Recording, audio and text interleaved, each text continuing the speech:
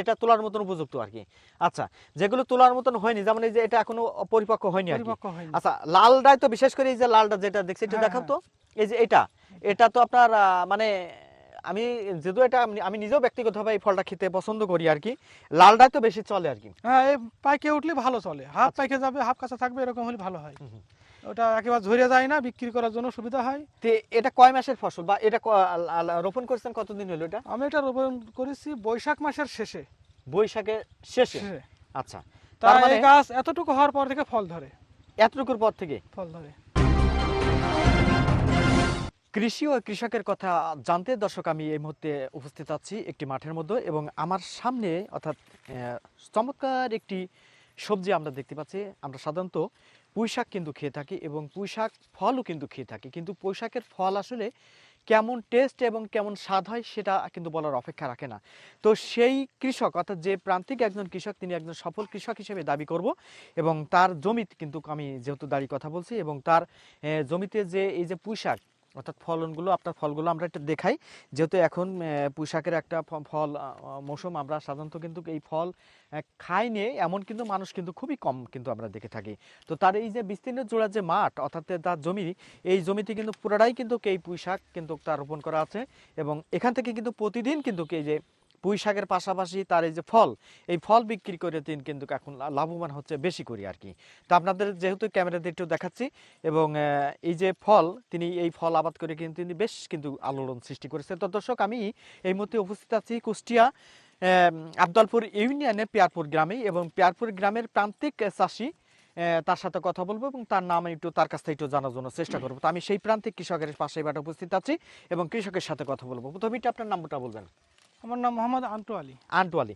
আচ্ছা আন্টু ভাই, আপনি বলবেন এই যে পুঁইশাক আসলে আপনার মাথাটা কিভাবে আসলো যে এই যে চমৎকার ভাবে এই যে ফুল আমরা বা ফল আমরা যেটাকে আমরা দেখতে পাচ্ছি আর কি, মানে যে পুঁইশাকের আর কি, তো সেই জায়গা থেকে আপনি বলবেন এই যে চিন্তাটা কিভাবে করলেন এবং শুরুটা কিভাবে করলেন এই পুঁইশাকের?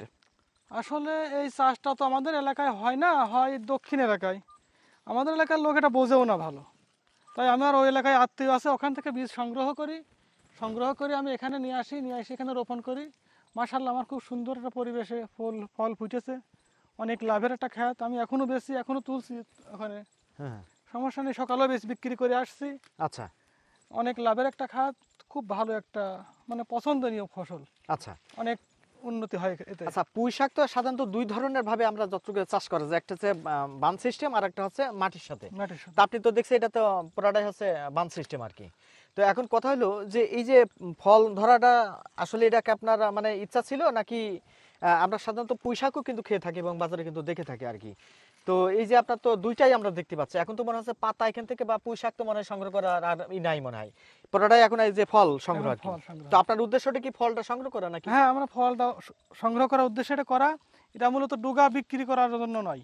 আচ্ছা এটা ডুগা চিকন হয়, হালকা পাতলা হয়, দেখতে পাচ্ছেন। আর যেগুলো বিক্রি করা হয় বাজারে ফসল ডুগা, ওগুলো মোটা মোটা হয় এবং অন্য রকম স্বাদ হয়। আচ্ছা, এগুলো স্বাদে একটু দুর্বল হয় ডুগা, কিন্তু ফলের মেন উদ্দেশ্য। মানে ফলটা তৈরি করা ছিল আপনার মেন উদ্দেশ্য আর কি। হ্যাঁ। আচ্ছা, তো বর্তমানে এই আপনার এটা জমি কতটুকু? আমার এই জমি আছে আপনার 8 শতক, হুম। আর ওখানে আছে আর 10 শতক। তার মানে 8 শতক আর 10 শতক, তার মানে 10 আর 8 আছে 18। 18 শতক। এই 18 শতক জমিতে মোট কথাই আপনি পুরাটাই কিন্তু পুঁইশাক। এটা কি মানে কি ধরনের পুঁইশাক, মানে নাম তো আছে এর? এটা নাম আছে মেসরি। পুঁই মেসরি বললে অনেকে চেনে, মেসরি এর ভালো নাম। আর আমাদের এখানে বলা হয় পুঁই শাকের ফল। পুঁইশাকের ফল আর কি। পুঁই শাকের ফল। যাই হোক, আমরা ওটাই জানি যে মেসরি বা পুঁইর ফল বলেই আমরা সাধারণত জানি আর কি। আচ্ছা, এই যে এটা জাতও তো আছে পুঁইশাকের? হ্যাঁ, পুঁই শাকের জাতি, কিন্তু এটা হাইব্রিড জাত। এটা আপনার দেশীয় ফল না? না, দেশীয়। দেখে ফল দেখেন কত বড় ফল হয়েছে এটা। এটা এটা হ্যাঁ। প্রিয় দর্শক, আমরা একটু দেখাই যে এক একটা ফল দেখুন কত Size সুন্দর দেখেন। এবং কত চমৎকার ভাবে এটা কত সুন্দর সুন্দর। গাছের সাথে ধরে আছে, যেটা খুবই চমৎকার। এবং এই যে মাঠ জুড়ে দেখে একটু ক্যামেরাটা ভালো করে দেখাও তো, যে দেখুন একটু ক্যামেরাতে দেখাই, এই যে চমৎকার ভাবে ফুল কিন্তু অলরেডি এখনো কিন্তু পরিপক্ক হয়নি, যেটা হয়েছে যেমন এই যে লাল, এই যে লালটা দেখা যাচ্ছে, তার মানে এই ফুলগুলো তো পেকে ওইগুলো গেছে। তোলার মতো হয়ে গেছে। আচ্ছা, এটা তোলার মতন উপযুক্ত আর কি। আচ্ছা, যেগুলো তোলার মতন হয়নি, যেমন এই যে এটা এখনো পরিপক্ক হয়নি আর কি। পরিপক্ক হয়নি। আচ্ছা, লালটাই তো বিশেষ করে এই যে লালটা যেটা দেখছি এটা হ্যাঁ, দেখাও হ্যাঁ। তো। এই যে এটা তো আপনার মানে আমি যেহেতু এটা আমি নিজেও ব্যক্তিগতভাবে এই ফলটা খেতে পছন্দ করি আর কি, লালটাই তো বেশি চলে আর কি। হ্যাঁ, এই পাইকে উঠলে ভালো চলে, হাফ আচ্ছা। পাইকে যাবে হাফ কাঁচা থাকবে, এরকম হলে ভালো হয়। হুম, হুম। ওটা একেবারে ঝরে যায় না, বিক্রি করার জন্য সুবিধা হয়। তো এটা কয় মাসের ফসল, বা এটা রোপণ করছেন কতদিন হলো এটা? আমি এটা রোপণ করেছি বৈশাখ মাসের শেষে। বৈশাখের শেষে। শেষে। আচ্ছা, তা তার মানে এই গাছ এতটুকু হওয়ার পর থেকে ফল ধরে। এতটুকুর পর থেকে ফল ধরে জাংলায় উঠতে উঠতে ফল ধরে যায়, আর তখন ফলন এত হয় না। মানে আপনি গাছ থেকে মানে সংগ্রহ করছেন কতদিন ধরে এই পুঁইশাকের ফল? আমি আষাঢ় মাস থেকে বিক্রি করছি। শুরু আষাঢ় করছেন? মাসে হ্যাঁ বিক্রি করছি, মানে অল্প হতো, 10 কেজি 15 কেজি করে তুলতাম। শুরুতে আপনার দাম কেমন ছিল? তখন ওই 80 85 90 এরকম বিক্রি করি কেজি? কেজি মানে পাইকারি হিসাবে বিক্রি করতেন? পাইকারি বেশি। আর এখন বাজার কত? এখন আজকে বিক্রি করেছি 62 টাকা কেজি। আচ্ছা, এই 18 শতাংশ জমি থেকে আপনারা মানে আজকে কতটুকু সংগ্রহ করেছেন এই জমি থেকে, কয় কেজি? সকালবেলা আমি 43 কেজি তুলে বিক্রি করে আইছি, তারপরে আরেকজন নিয়ে গেছে, তার 11 কেজি দিছি, এখনো মনে হয় 25 কেজি তোলা হয়ে গেছে। হুম। এগুলো এখনো আছে, তাতে সব মিলিয়ে আজকে 40 65 70 72 কেজি তুললাম। 72 কেজি তুললেন আর কি। আচ্ছা, তার মানে আপনার এর পেছনে যে ব্যয়টা ছিল সেই ব্যয়টা তো উঠে গেছে, মানে হ্যাঁ, খরচ উঠে গেছে। খরচ উঠে গেছে। তার মানে এখন যা বিক্রয় করবেন তা মোটামুটি আপনার লাভের দেখেন দিকটা। এখানে ব্যয় তো তেমন কিছু নাই। আচ্ছা। ওষুধ লাগে সপ্তাহ 10 দিন 12 দিন পর একদিন ওষুধ দেওয়া লাগে। হুম, হুম। আর সার হালকা পাতলা দেওয়া লাগে। সেচ তো আমরা একদিন ক্যানেলের পানি ছিল, এখন মেশিন পানি নেব। এখন এখন তো খরচ হয়নি এতদিন। তাতে সর্বোচ্চ আপনার এই 18 শতাংশ জমিতে আপনার কত টাকা খরচ হয়েছে? খরচ মনে হয় 1025 টাকা খরচ হয়েছে আমার। 1025-এ? হুম, আহ, 25,000 টাকা আমার খরচ। তার মানে অলরেডি 25,000 টাকা তো উত্তোলন হয়ে গেছে আর কি, বিক্রি করে ফেলেন। আমার এখন বিক্রি এখন তো কেবল মানে আচ্ছা, একটু সামনে একটু যাই, একটু দেখি। এখন বেশি উঠছে তো। হ্যাঁ, হ্যাঁ। আমি 1085 টাকার বেচেছি এ পর্যন্ত? এ পর্যন্ত। তার মানে 25,000 অলরেডি লাভ করেই ফেলেছেন করে আর কি। ফেলেছি। এখনো যেটা আছে তার মানে এটা হবে আরো বোনাস। আশা করছি আল্লাহ দিলে আর তার মানে আপনার 50,000 টার্গেট হবে। আছে কত টাকা? লাখ খান টাকার টার্গেট। 1 লাখ? 1 লাখ।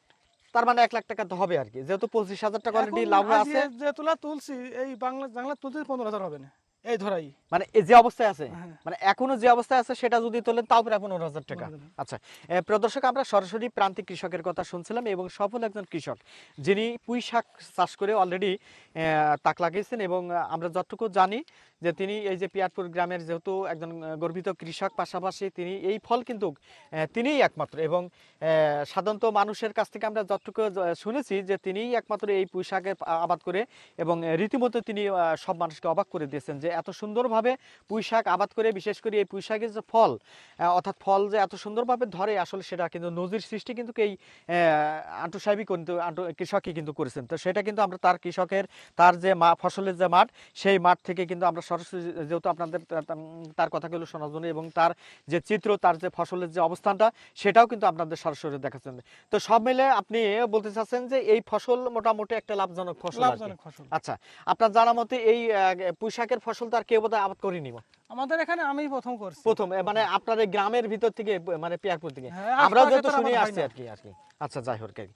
তো সব মিলে আপনি ভালো জায়গায় অবস্থান করছেন আর কি। আলহামদুলিল্লাহ, খুব ভালো হয়েছে। আচ্ছা, তো দর্শক, আমরা সরাসরি কৃষকের কথা শুনছিলাম। এই যে আন্টু কৃষক, তার জমিতে যে এই যে পুঁই শাকের যে 18 শতাংশ জমিতে তিনি যে এই যে মাঠ জুড়ে তিনি যে পুঁই শাকের আবাদ করেছেন, সেই আবাদ করার জায়গা থেকে তিনি যে এই জায়গাতে তিনি যে ফলের যে আশা করছিলেন, সেই ফল তিনি কিন্তু অলরেডি কিন্তু বিক্রয় করতে শুরু করেছেন, এবং তিনি ইতিপূর্বে তার যে জমি থেকে খরচ হয়েছিল 25,000 টাকা, তিনি যেটা বলছিলেন, এবং 25,000 টাকা অলরেডি তার ইতিপূর্বে লাভ হয়েছে, এবং এখন পর্যন্ত তিনি যা লাভ করবেন, অর্থাৎ তিনি 1 লাখ টাকা লাভ মানে টার্গেট করেছেন যে এই জমি থেকে প্রায় তিনি 1 লাখ টাকার আশা করছেন, এবং সেই জায়গা থেকেও তিনি সেটাও মনে করছেন যে সফলতার তিনি হবেন বলে দাবি করছেন। তো দর্শক, আমি এতক্ষণ ধরে এই যে কুষ্টিয়া আবদালপুর ইউনিয়নের পিয়ারপুর গ্রামের যে সফল কৃষক আন্টু সাহেব, তিনি তার যে পুঁই শাকের যে ফলের যে চিত্রটা, সেই চিত্রের কথা কিন্তু আমি আপনাদের সরাসরি দেখানোর জন্য আমি চেষ্টা করলাম। দেখা হবে অন্য কোনো কৃষকের পর্ব নিয়ে।